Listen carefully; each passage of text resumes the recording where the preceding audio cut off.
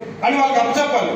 అప్పుడు అక్కడ ఇంటి దగ్గర తనకి భయం ఉంటుంది, స్కూల్లో కూడా టీచర్ చెప్పేది అవగాహన అవుతుంది, ఇంట్రెస్ట్ పెరుగుతుంది. పాఠాలు కష్టంగా చదివితే మనం ముందుకెళ్ళాం, వాళ్ళకి ఇంట్రెస్ట్ మీద ఏర్పడితే చక్కగా వాళ్ళు ఎదుగుతారు. ఎక్కడైతే ఒకవేళ ఉపాధ్యాయులు చెప్పింది అర్థమవకపోతే పిల్లలతో మీరు ప్రేమగా మాట్లాడి తెలుసుకోవాలి.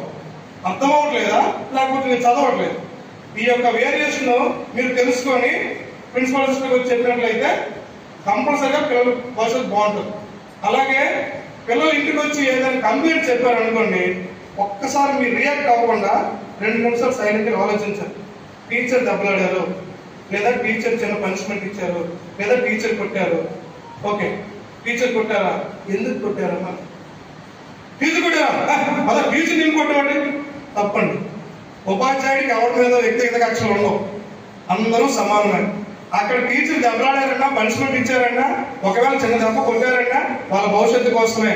అది తల్లిదండ్రులు అర్థం చేసుకొని పిల్లాడు ఏం చేస్తే వాళ్ళు చేశారు అది తెలుసుకొని, ఒకవేళ నిజంగా టీచర్ తప్పుంటే ప్రిన్సిపల్ గారికి రండి, కంపల్సరీగా మీకు న్యాయం జరుగుతుంది.